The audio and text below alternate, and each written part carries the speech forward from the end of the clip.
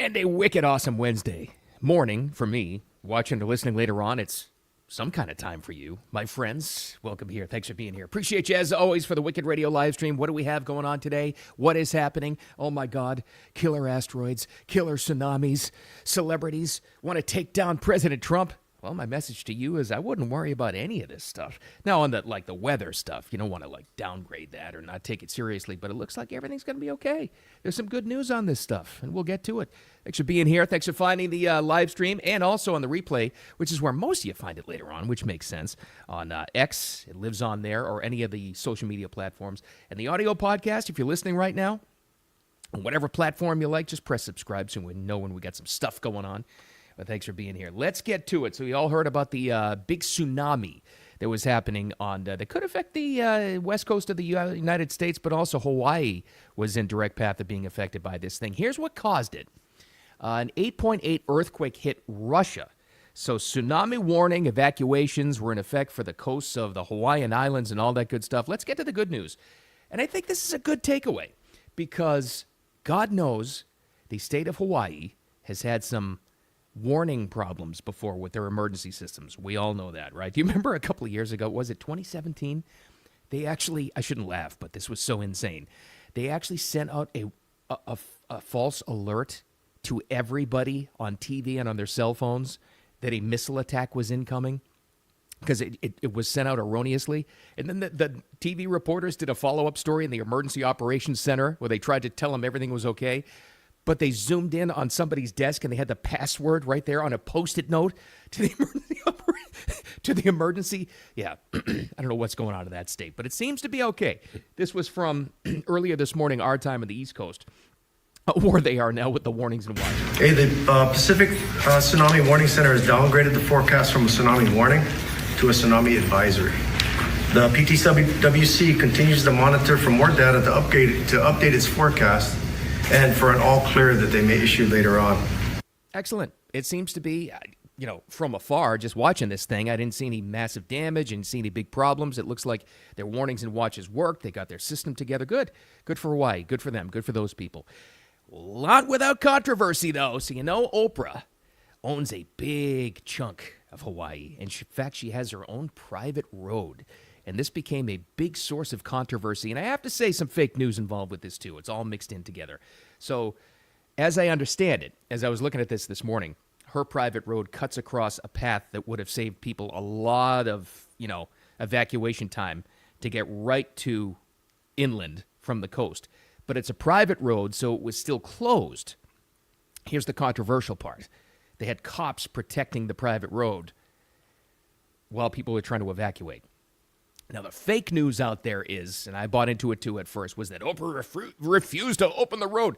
No, once the tsunami warnings were issued, she opened it right up and she allowed people to pass through. But not until then. And people are still mad that they said, hey, this private citizens' road was protected by cops. They should be protecting us as we're trying to get inland, apparently. Like this guy said in his, I don't know, it was like a TikTok or Instagram video, but he describes the scene pretty well. Look at this. I think they're trying to open Oprah's road. Oprah's road. And it does cut right across. Here it comes. Come on, Oprah. Save us. Road to all the way up country, bro. All the way up country. She got it all to herself. And everybody trying to get in. Cops trying to open it. Yeah. Nope. Still closed. Yeah. Again, apparently this is confirmed now. She did open it up and allowed that to happen to get people to evacuate. Once the tsunami warnings were issued, I guess that was the call. I don't know. Should she open it before that? I guess so. It is a private road. Kind of interesting. I did see exactly from that guy's video, though, the amount of cops that were protecting the entrance to her road. Wow. That was, who wears the pants in that state, apparently. It's Oprah, but good. Seems to be okay so far. You got to listen to this, though. This is amazing. This has so many little elements in it. You got to listen to this TV reporter. This is a guy from KHON. He's a reporter in Honolulu. He went to an area in Waikiki with the apartment buildings. Now, I can relate to this, and you probably can too if you've ever been in a hurricane situation where people have hurricane parties, or I guess out there they have tsunami parties. But you can hear, I can detect the disappointment in the reporter's voice when nothing was really happening except the parties. So here's the guy, the reporter. They sent him out to a balcony, apparently, on Waikiki to cover this thing. And it wasn't, thankfully, it wasn't exactly the tsunami problem that they expected, but you could hear the amount of people partying in the background, which is, I'm not laughing at that. You should take this stuff seriously, but still, you can hear the disappointment in his voice. It's kind of wild to see all these people here. I can tell you at the hotels, there are lots of people on their balconies checking out what is supposed to have come. But yeah, everyone just kind of anxiously awaiting to see what's going to come. And you can see, I think you can hear a lot of people yelling in the background. Lots of people, front row seats here to watch, anxiously awaiting the tsunami. And yeah, that's kind of it. What a wrap up to the report. The guy's on live TV. Yeah, that's kind of it. All right, back to you in the studio. Tell me he doesn't sound disappointed that he didn't have a tsunami disaster to report on. That's TV news. That's just what it is. They love the hysteria, but you could hear the people partying in the background. I think they had a sense that they were going to be okay before that guy did. So listen, let's take the good news for it was. Their detection, their alert systems worked. Oprah finally opened up her road, and at least so far anyway, no major disaster. So that's good. So let's thank our lucky stars. But they do love to hype it up, don't they? Speaking of hyping it up, did you see all the news yesterday about the killer asteroid that's going to hit us? Apparently. Boy, if you just follow mainstream media, they have you running for shelter right now. For, I got to get this right now, Asteroid 2024 YR4, which is supposed to hit the moon in 2032. Oh, my God. So apparently, and this is your first piece of suspicion, apparently the New York Times had the headline and promoted this yesterday. They've been watching this thing. They've been watching this thing and upping the odds for this thing to hit. But it just wasn't the New York Times. Let's not just pick on them. Come on now. It was other mainstream outlets, including the sometimes reliable New York Post. This is their headline yesterday. You ready? Tell me this isn't fear porn. Massive asteroid on potential impact path with the moon could trigger destructive meteor shower on Earth. Dun, dun, dun. Again, not like you should not take this seriously at all. You should look into it, but isn't that the key? You should look into it. Because many fact-check sources, I looked at about 15 myself on this before I got on here and started blabbing about this.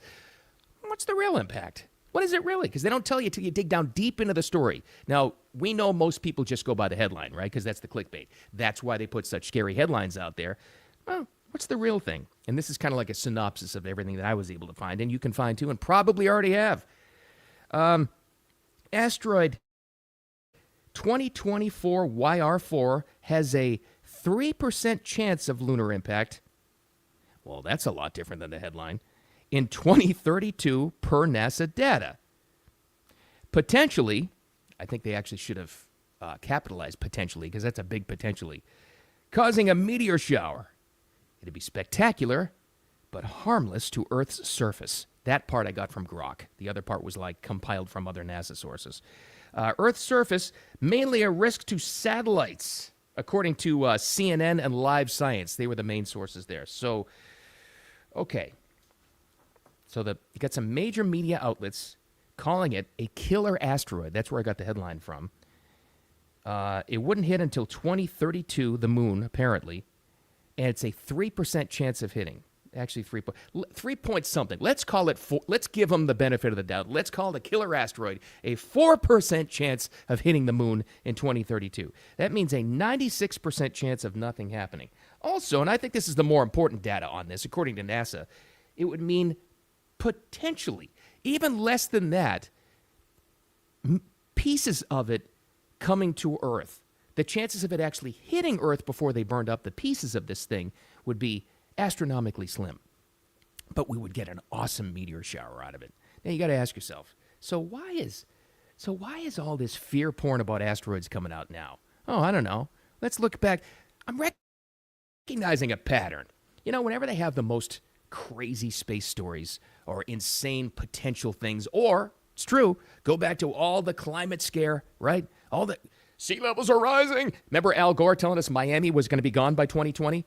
Or is it 2010? Something. I don't know. But by now, Miami was supposed to be gone. Underwater. All the scare tactics, right? Why do they come out now? The pattern that I've recognized over the years, without specific examples, is they come out with the scariest, kookiest, potentially disastrous stories when the craziest things happen in the swamp of Washington, D.C., which tends to make you believe. Again, let me throw this out there as a caveat. Don't, disregard all this stuff. Be potentially aware of it, especially with, hurricane stuff, tsunami stuff. Of course, pay attention to that because that's in the here and now. But as a rule of thumb, when they throw out something like the year 2032 and 3 to 4% chance of something happening, and then you dig down deeper and it's like mostly we would, NASA even saying, mostly we would just get a really cool meteor shower out of it.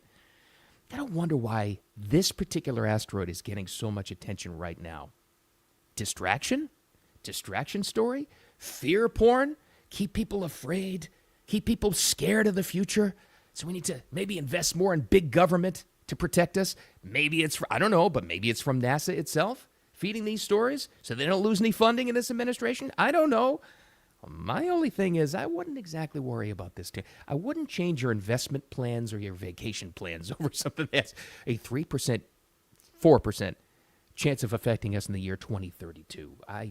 Plus, by the way, 2032, wouldn't we have time to put together the, what was it, the Armageddon team to go up there and stop this thing? I still want that thing to happen. Why can't we do that?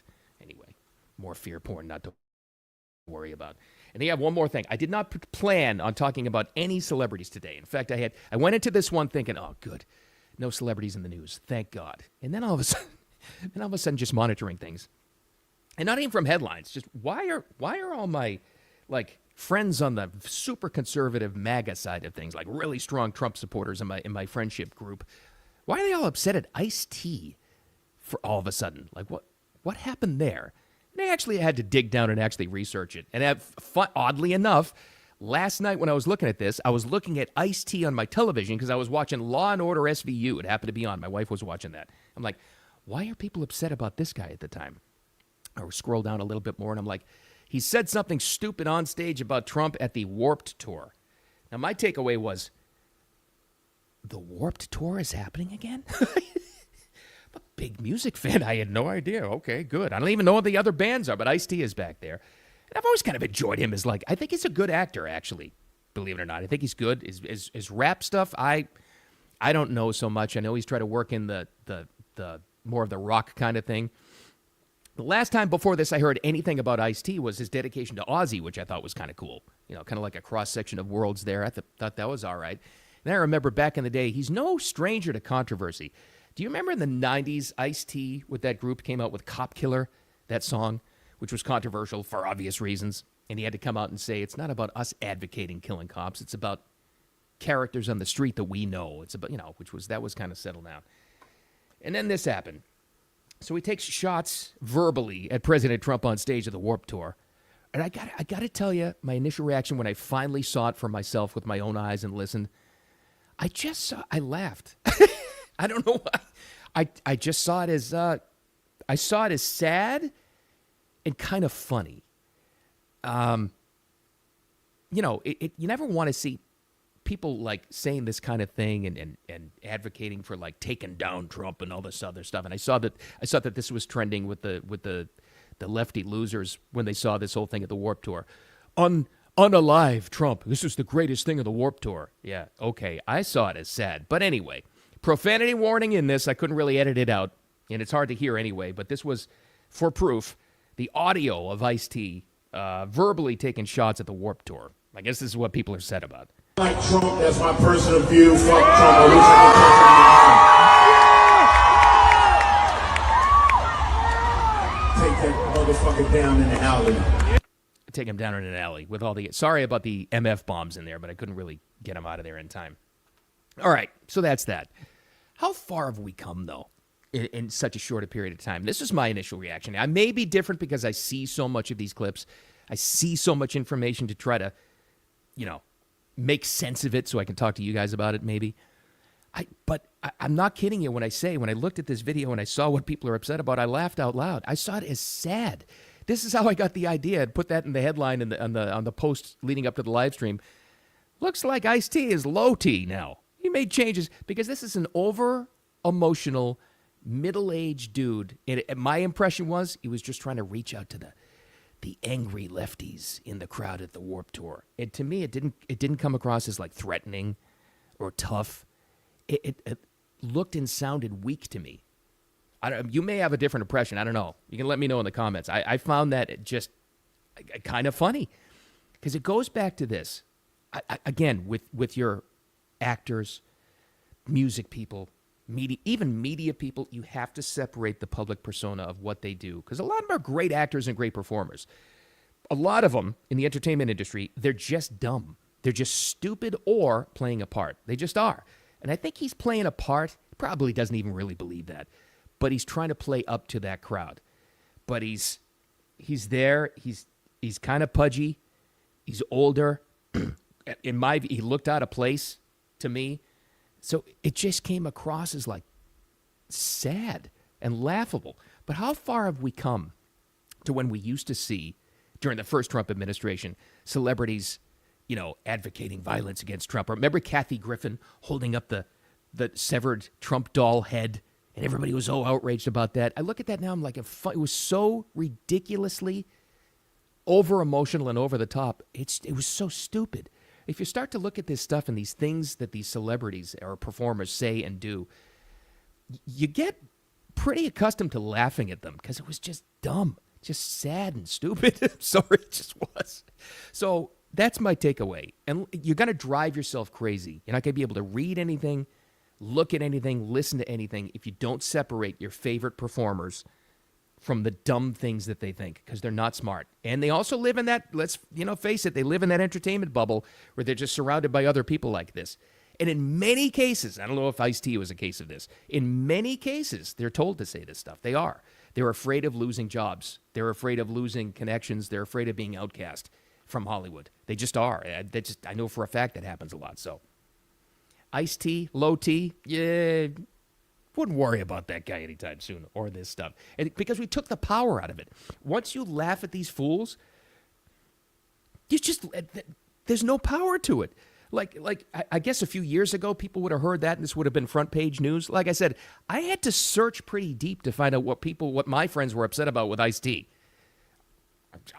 It's not a big deal anymore. It's just not. They went too far. Nobody takes them seriously anymore. And that, I think, is good news. So, there you go. Don't let them scare you about all the fear porn. Don't let them make you a shut-in because of the killer asteroid that has a 3% chance of hitting in 2032 or whatever it was. And it looks as though that tsunami information, unless something changes, was some pretty good news too. So, all right, take it what it's worth. And it's only Wednesday, but make it a wicked awesome Wednesday. Thanks for finding the live stream. I appreciate you all. If you follow, press follow on here. I'll love you forever if I don't already. But also on the audio podcast, if you're listening right now, press subscribe so you know when we got something going on. With all that said, make it a wicked awesome Wednesday. Don't take any crap from anybody. We'll talk to you later.